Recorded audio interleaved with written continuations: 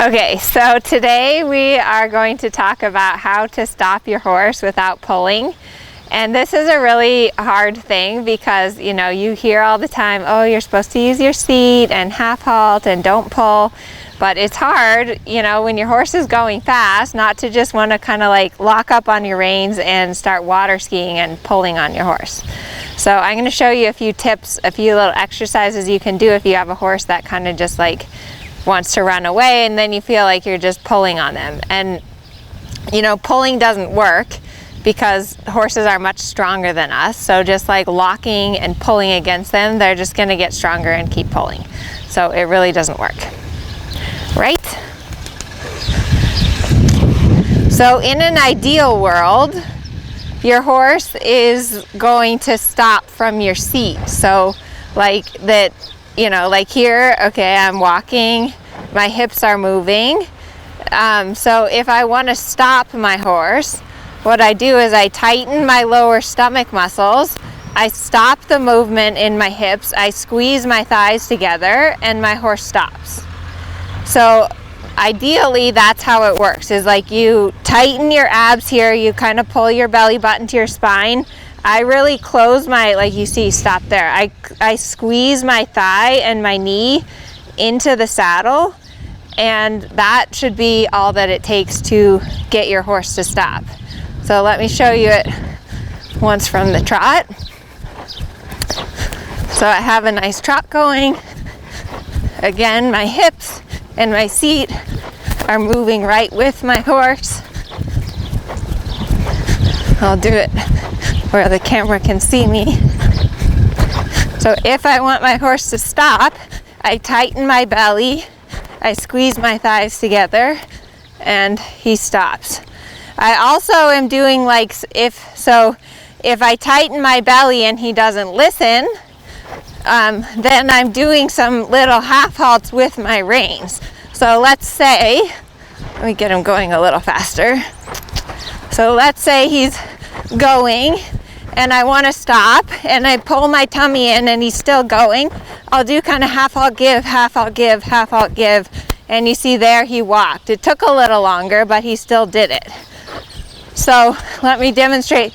What you don't want to do is you don't want to pull. So let me demonstrate what I see most people do. So they're cantering along and their horse starts going a little faster than they want. And this is what they do. They lean forward and they pull back on both reins. And then they go, oh my God, my horse isn't stopping. And then they start getting scared. So then they pull even more back and the horse still isn't stopping, but look where my butt is. So if you just simply sit back and into your horse and push your seat bones into them, he stopped. I didn't even really want him to break, but I think he was just relieved to feel myself. So same thing from the trot. You know, if I'm trotting along and all of a sudden I just start pulling and pull myself out of the saddle, he's not going to stop. But if I sit in and then if I half halt give, half halt give, half halt give, now he's stopping. Good boy. Sorry, buddy. So that's really important, that leaning forward and pulling is not going to work. You've got to sit in, you've got to use your seat. So obviously this horse is well trained and he listens to my seat. So what do I do if I have a horse who's not well trained, who really doesn't listen to your seat? So one thing that I really like to do is I like to use like a circle or a tight turn to get my horse to slow down.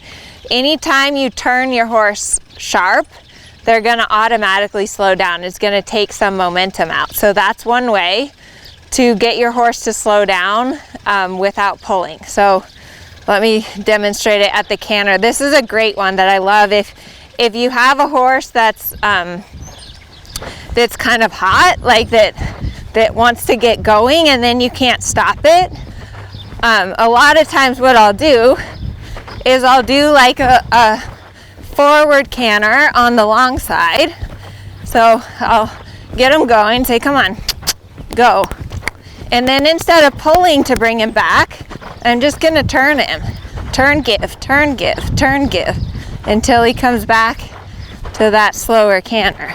and I'm not pulling on him, but I got him to come back to the slower canter. So again, I'll show you.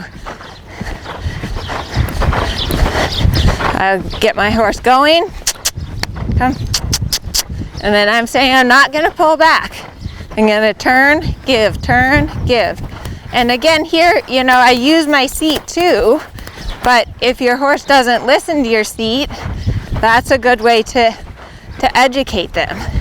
The other thing you can do, if your horse really isn't slowing down, is you can use the fence a little bit to help you. So let's say that I want my horse to trot or walk and he won't.